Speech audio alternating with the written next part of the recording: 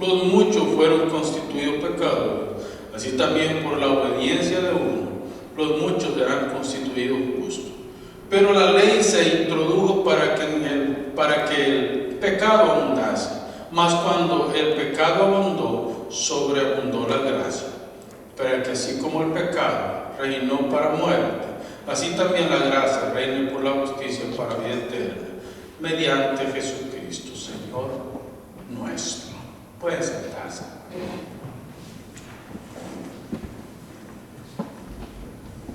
Pensemos en un momento en algo muy importante. El pecado es un cáncer, es una carcoma.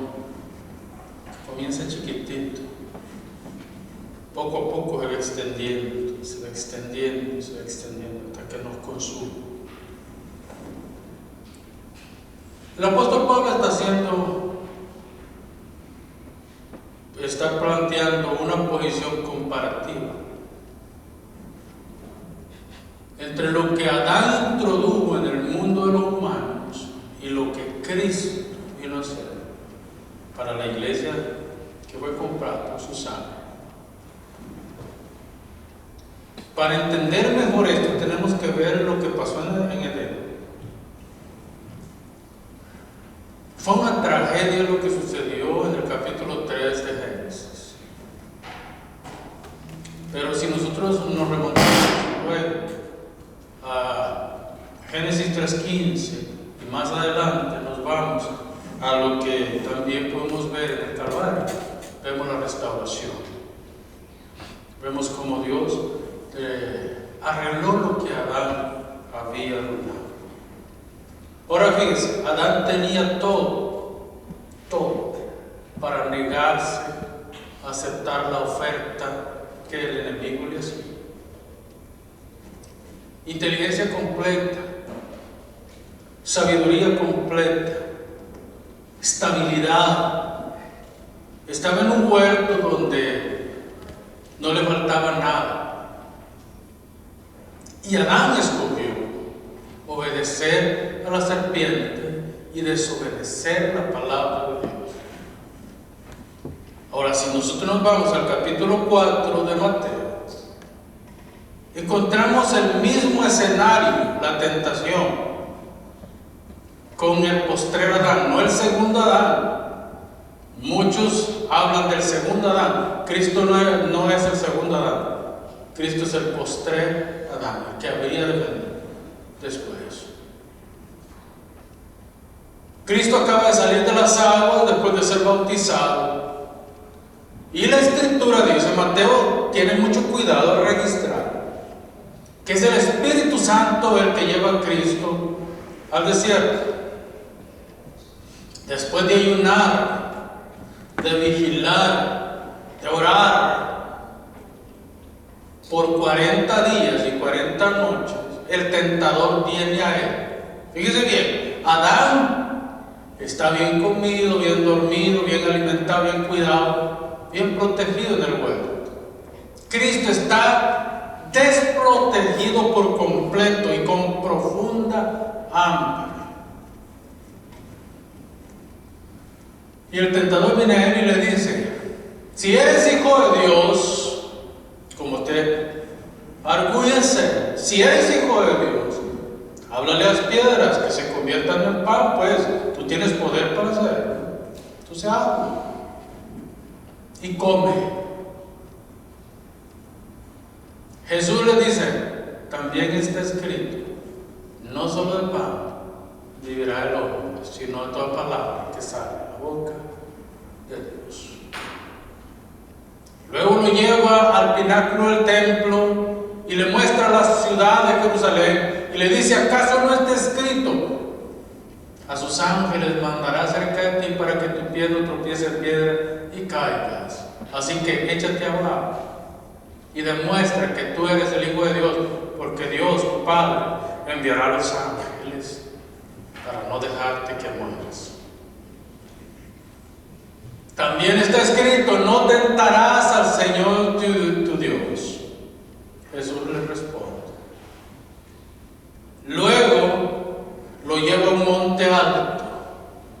No sabemos cómo, pero le muestra todas las riquezas de este mundo. Y le dice, si postrado me adorares, todo esto será tú. Jesús le dice, al Señor tu Dios adorarás y a Él solo servirás. Y Mateo dice, y Satanás le dejó.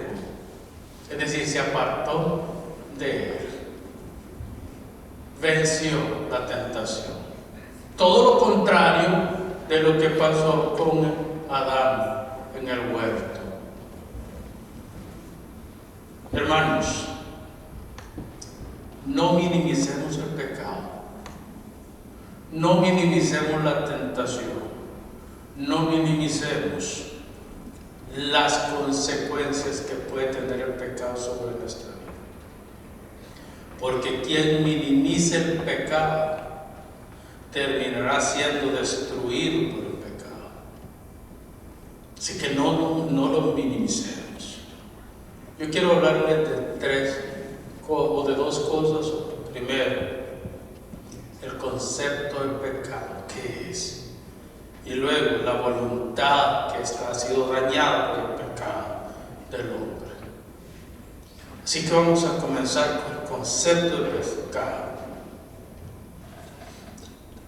Cuando se introduce el pecado en la vida de los humanos, hay un cambio radical. Un cambio de pensamiento, un cambio de actitud, un cambio relacional, un cambio religioso. Hay un cambio total. Por primera vez, Adán se siente solo. Y literalmente está solo, aunque está con Eva. Adán está solo, porque la presencia de Dios le ha dejado. Y él se siente abandonado. Yo creo que no hay cosa más terrible para un hombre sentirse abandonado por Dios. Duele que lo abandone la esposa, duele que lo abandone el esposo, duele que los hijos sean ingratos, duele que el mundo sea ingrato con nosotros. Pero cuando nos sentimos abandonados por Dios, salen gritos como los del Señor en Getsemaní. Él dice, Eloi, Eloi, lama sabachthani. Dios mío, ¿por qué me has abandonado? Esa es la reacción de una persona al sentirse abandonado por Dios. Hermanos, cuando yo les digo que no hay que minimizar el pecado, porque hoy el pecado trata como una enfermedad. El pecado se trata como algo sin mucha relevancia, algo que nosotros podemos manejar bien. Es que ese fue el problema de Eva. Eva pensó que podía manejar el asunto. No, hermanos, nosotros no podemos manejar el asunto. Además de eso, nosotros tenemos que ver lo que pasa. Hay personas que dicen, es que yo nunca peco, es que yo soy perfecto, yo no tengo ningún pecado. ¿Será verdad esto, hermanos? ¿Será que nosotros no pecamos? Hace un tiempo tuve una conversación con un hermano y me dice el hermano, pastor, pecan otros, pero yo no. Le dije, hermana, desde ahora ya estás pecando.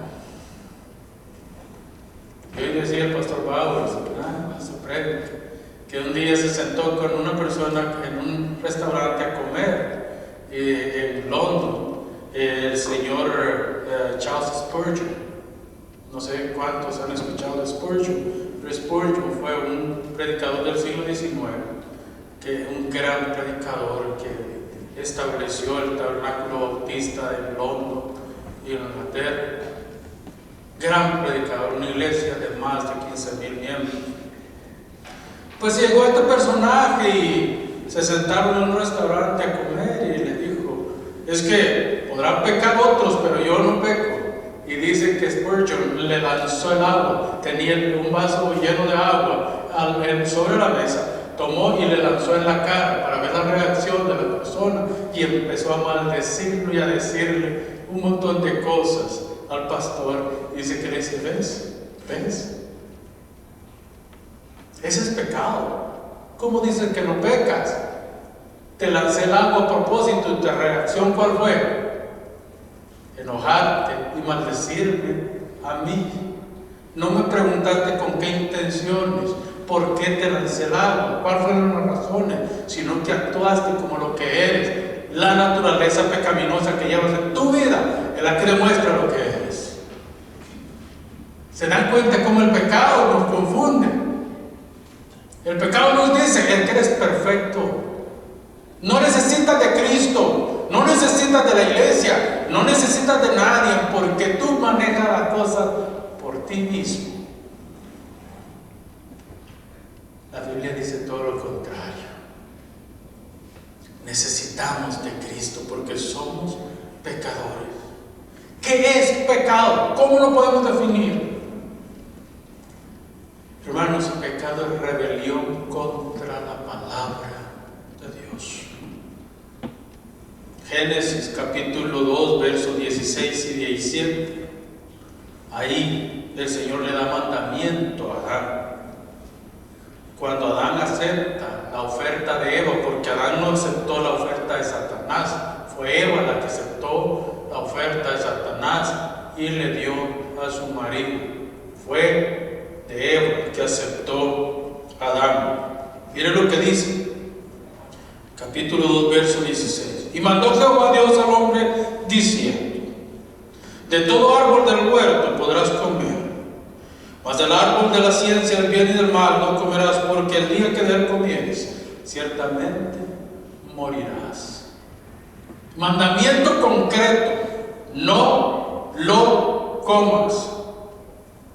La mujer, en su incapacidad de guardar la palabra de Dios, toma, come y le da a su marido que coma.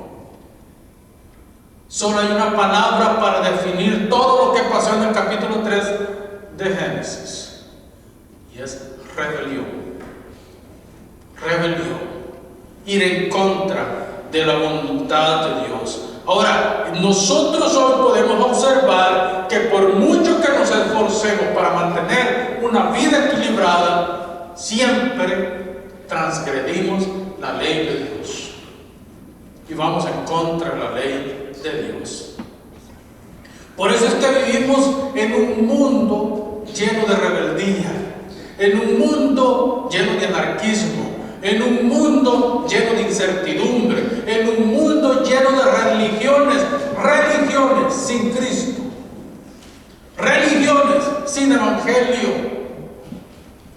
Es en el evangelio que hay esperanza, y fuera de él no tenemos nada. La Biblia nos enseña a nosotros que el pecado es una realidad que está en nuestra genética y que se va transmitiendo de generación en generación. Lo hemos leído, ¿no es cierto?, en los 10 mandamientos. Los padres que hacen iniquidad transfieren su iniquidad a la primera, segunda, tercera y cuarta generación. Su iniquidad va alcanzando las generaciones. Hermanos, la primera vez que aparece en la Biblia la palabra pecado, ¿sabe qué significa esa palabra? Es en el capítulo 4, verso 7 de Génesis, donde Dios está teniendo una conversación con Caín después de que Caín mató a su hermano. Si bien hicieres, tu pecado no te perseguirá, pero tu pecado te persigue, está a la puerta. Eso es lo que Dios le está diciendo. Hermano, en la idea que Dios desarrolla en esta palabra, el pecado, es como una fiera, el pecado, así lo describe Dios en este momento. Y está describiendo a Caín, como una fiera irracional. El pecado es como una fiera que está al acecho de la persona. Está al acecho. Y cuando la persona para el pecado, es una fiera que está al acecho por hacer el mal. Por eso es que le dice, el pecado está a la puerta. Está a la puerta. ¿Y qué es lo que hace? Un animal, él siempre está esperando que la presa salga para atacar. Pues eso es lo que Dios está escribiendo. Eres como un animal irracional, le dice a Caín. Porque fuiste a tu hermano, con engaño lo sacaste de la casa de tu padre, lo llevaste al campo y en el campo levantaste tu mano para matarlo. Y ahora te está excusando y diciendo, ¿acaso soy yo, guarda de mi hermano? Entonces Dios le está diciendo, es como una fiera irracional, es como un animal depredador que está buscando el momento para comerse a su presa. Déjenme decirle algo, hermano, el pecado eso hace con nosotros. Eso hace con nosotros. Cuando menos nosotros acordamos, estamos haciendo cosas irracionales por causa del pecado que mora en nosotros. Por esas inclinaciones pecaminosas que hay en nosotros. Por quedarnos tal vez viendo la televisión a 10 horas de la noche. O por caminar en una calle donde no debemos caminar. Por hacer cosas que nosotros se nos prohíbe hacer como hijos de Dios. ¿Sabe qué es lo que le está diciendo Dios a Caín? El pecado está alrededor de ustedes y en ustedes todo el tiempo. ¿Acaso no es eso lo que pasa en realidad, hermanos? Es que el apóstol Pablo, miren, vamos adelantito, el apóstol Pablo en el capítulo, creo que es el capítulo 15 y no me equivoco, del capítulo 7.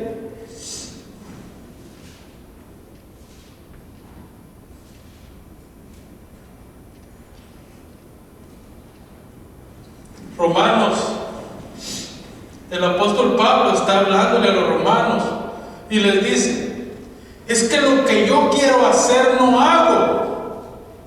El verso 14, vean lo que dice, porque sabemos que la ley es espiritual, mas yo soy carnal, vendido al pecado. Es decir, yo estoy prácticamente en las manos del pecado. Porque lo que hago no lo entiendo. Pues no lo hago, pues no hago lo que quiero, sino lo que aborrezco, eso hago. Es decir, no hay momento en la vida de una persona que no esté inclinado a hacer el mal. Estamos hablando del apóstol Pablo. Sed imitadores de mí, así como yo soy imitador de Cristo, dice el apóstol Pablo en 1 Corintios. Y aquí en 2 Corintios, el mismo apóstol Pablo que dijo, sed imitadores de mí porque yo imito a Cristo, el mismo está diciendo, lo que yo debo hacer, esto no hago, sino que hago todo lo contrario. Ahora, no debemos de ver con ojos cerrados este pasaje. Pablo no está diciendo, pobre de nosotros que estamos metidos en un gran lío pecaminoso. Pablo lo que quiere decir es que nosotros tenemos una naturaleza carnal, caída. Una persona sensual, ¿qué es lo que hace? Una persona sensual, hermanos, lo que busca todo el tiempo es pecar. Una persona que nosotros tenemos dos naturalezas. Después de Cristo, nosotros adoptamos o se nos injertó una naturaleza nueva. Y ahora tenemos dos naturalezas, la naturaleza de Cristo y la naturaleza de Adán. Ahora el problema está en cuál estamos alimentando más. Si estamos alimentando más la naturaleza de Adán, se va a ver en nuestro diario vivir, los resultados, las palabras que decimos, la actitud que tomamos ante la adversidad, cómo nos comportamos en sociedad. Así se va a ver reflejado nuestros pensamientos que dominan nuestro ser, las intenciones de nuestro corazón. Pero si estamos alimentando más la naturaleza de Cristo, estaremos más apegados a la cruz, estaremos más cerca de Cristo, estaremos más cerca de su iglesia, estaremos más cerca de la palabra, estaremos más cerca de la oración, estaremos más cerca de aquella vida piadosa que Dios quiere que llevemos en nuestra vida. Hermanos, el mandamiento de Dios fue claro. El día que de él comas, ese día morirás. Pablo en el capítulo 6, verso 23 de Romanos dice: porque la paga del pecado es muerte. ¿Qué es la paga del pecado? Hermanos, no nos confundamos. No crean que nosotros pecamos y nada va a pasar. Ayer teníamos una conversación con mis hijos y veíamos los reyes de Israel y de Judá. Los reyes de Judá fueron mucho más piadosos que los de Israel. Pero David, que es un referente, David es un referente de un hombre conforme al corazón de Dios. David cometió un triple pecado horrendo. Asesinó a su mejor amigo, uno de los generales más valientes que él tenía, por quedarse con la mujer de él. Lo asesinó. Mintió encubriendo su pecado por un año. Nadie supo. Lo único que sabía era Joab, el general de su ejército, Betsabé, la mujer, y David. Pero había un cuarto, y el más importante, que David no pensó quizás en el momento. Es que la lujuria no se piensa. No se piensa. La persona solo se deja llevar por la lujuria, pero no sabe las consecuencias que puede ver de ese rato de placer. ¿Qué fue lo que pasó? David fue forzado a matar a su amigo. Se quedó con su mujer, encubrió su pecado, pero Betsabé fue violada por David. Betsabé no era la esposa de David, y esas mujeres de ese tiempo eran mujeres que se guardaban para un solo hombre. Pero como era el rey, ¿y quién le puede decir que no al rey? Entonces Betsabé se metió en la cama de David sin su voluntad. ¿Ven? 3 pecados en un solo momento de lujuria. Sin embargo, cuando Natán llega y le dice a David el pecado que ha cometido, también le dice: Dios ha redimido tu pecado. No morirás. De hecho, David dijo: soy hombre muerto. David conocía las escrituras, y la paga del pecado es muerte. Pero Natán le dice: no morirás. Sin embargo, la espada no se apartará de tu casa. Es que es bonito, ¿verdad?, lidiar con el pecado, pero con las consecuencias no está bonito. ¿Verdad que no? No podemos minimizar el pecado, hermanos. El pecado destruye, el pecado carcome, el pecado nos vuelve irracionales. Ahora piense, Dios y el pecado, porque hay una solución para la doctrina del pecado. Todas las cosas negativas, pecaminosas, malvadas que nosotros maquinemos o hagamos, tenemos que medirlas desde Dios, desde su santidad. ¿Por qué es tan horrendo el pecado? Y no importa si es grande, es pequeño, pecado blanco no hay. Pecado es pecado, todo es pecado. Pero ¿desde dónde tenemos que medir la dimensión del pecado? Debemos medirlo desde la santidad de Dios. Dios es santo y por eso es que Él condena nuestro pecado. Cuando Adán peca hay una ruptura completa, religiosa, relacional, espiritual. Hay una ruptura completa. Hay una ruptura creación, creador, criatura. Prójimo, persona. Se rompe la relación entre Dios y Adán, pero también entre Adán y Eva. Se rompe esa relación. Y ahora vivimos con las consecuencias de esa caída.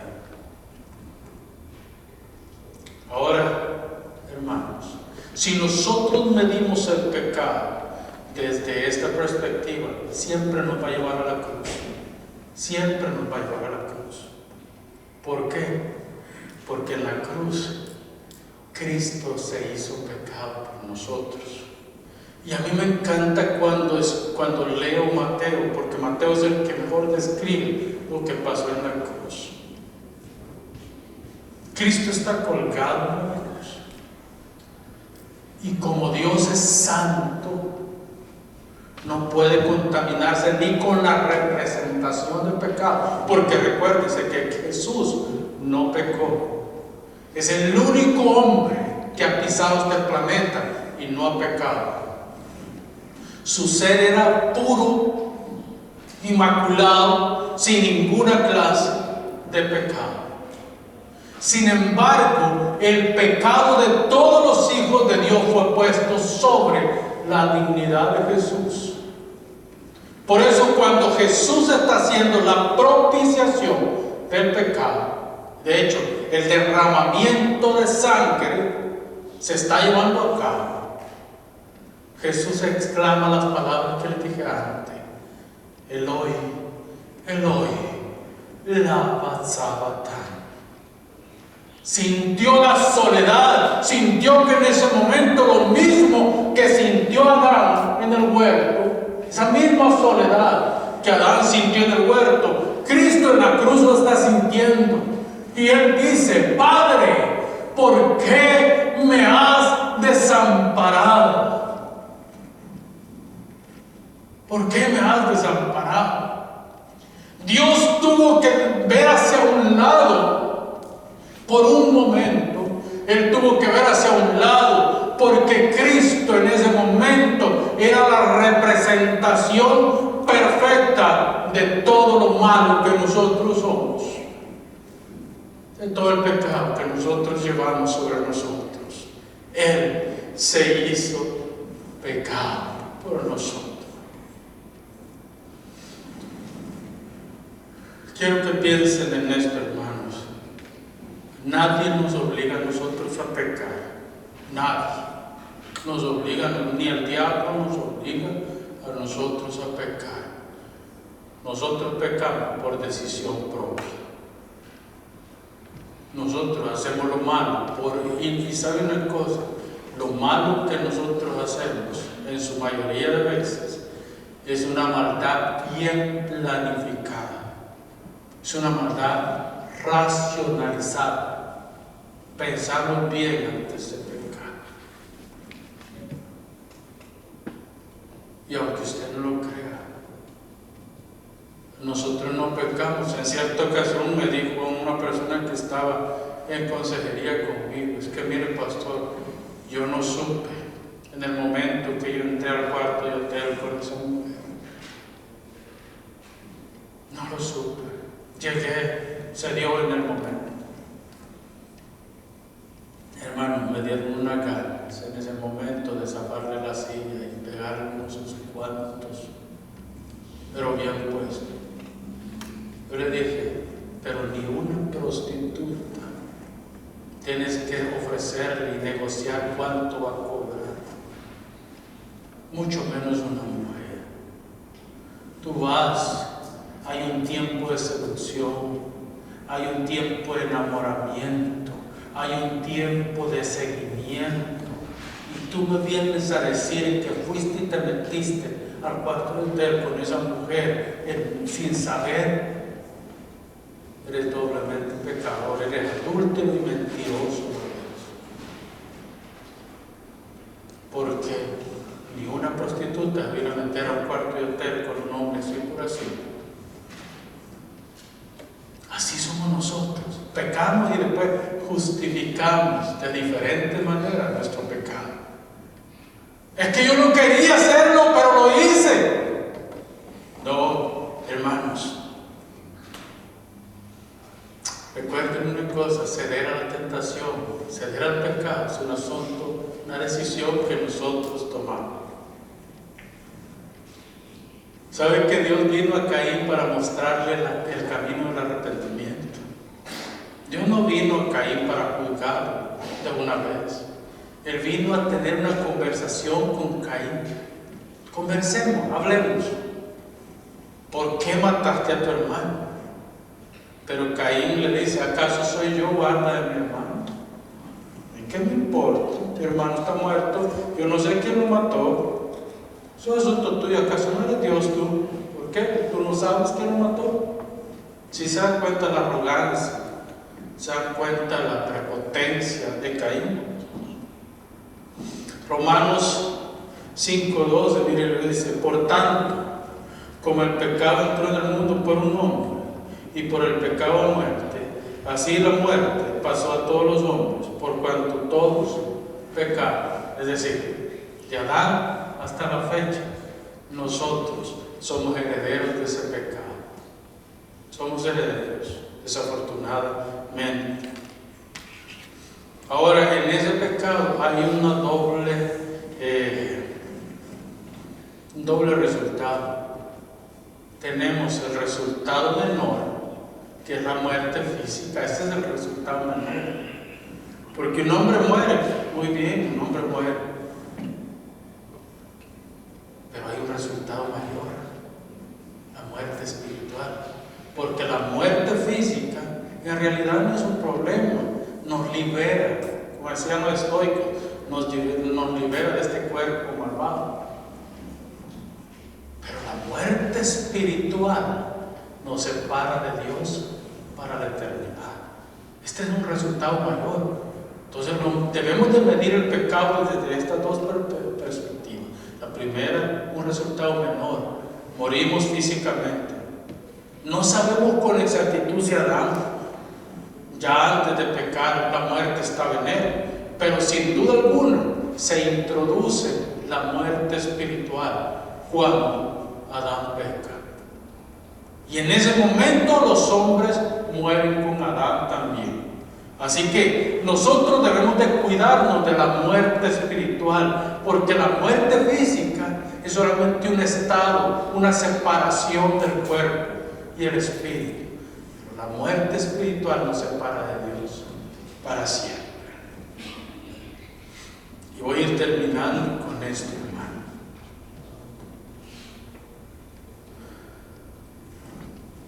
Nosotros somos seres morales, ¿verdad? Es parte de lo que Dios puso en nosotros con su imagen. Dios es un ser moral. Por ende, nosotros, de parte de Dios, en la imagen que Él puso en nosotros, pasamos a ser seres morales. Los animales no son seres morales. El león no siente remordimiento cuando mata una gacela. No siente remordimiento, pero el hombre sí siente remordimiento por la parte moral que lleva dentro de sí. El hombre tampoco, y nosotros nos decimos, qué león más malvado, qué inmoral es ese león, mató a esa. Podemos decir que es grosero, que es un animal salvaje, pero no decimos que es inmoral. Pero cuando un hombre mata a otro hombre, ¿qué es lo primero que decimos? Este hombre más perverso es. En otras palabras, lo que nosotros estamos diciendo, esa inmoralidad, esa falta de ética, lo vuelve un asesino a ese fulano. Pues esa es la realidad del ser humano. El ser humano es un ser moral, y por esa misma moralidad que Dios puso en él, la imagen de Dios tiene que rendirle cuentas a Dios por todos los actos que hace. El hombre es mundano. La mundanalidad, sus inclinaciones siempre van a ser hacia el mal. Por eso necesitamos la ley, porque la ley nos marca, nos limita, nos detiene. Por eso no nos asustamos, ¿verdad? ¿Quién pide que metan a la cárcel a un perro que muerde a otro? A una persona o un león que mata a un animal. Pero ¿cuántos piden la cárcel para un hombre que mata a otro hombre? Porque tenemos la ley, y la ley nos dice hasta dónde están nuestros límites. Si yo corro en esta calle que dice 50 kilómetros por hora y yo voy a 70 kilómetros por hora, estoy volviéndome yo y le digo al policía que injusto eres, policía, por ponerme este ticket. ¿Verdad que no? En misa adentro, aunque yo por fe con el policía le diga, mira, no estoy seguro si venía corriendo a esa velocidad, pero en misa adentro yo sé que iba más del límite de la velocidad. Pues la ley es lo que hace, nos pone límites. Y por eso es que el apóstol en el capítulo 7, yo les aconsejo que lean el capítulo 7 de Romano. Él dice, la ley es espiritual. La ley es espiritual. Mientras dice, en el capítulo 14 creo que está esa parte, donde él dice esto. Donde él dice, porque sabemos, sí, es el 14, porque sabemos que la ley es espiritual, mas yo soy carnal. Yo soy carnal, vendido al pecado. La ley es espiritual, es decir, tiene que ser cumplida. Hay una ley que tiene que ser cumplida, pero mis capacidades como persona caída no me lo permiten cumplir la ley.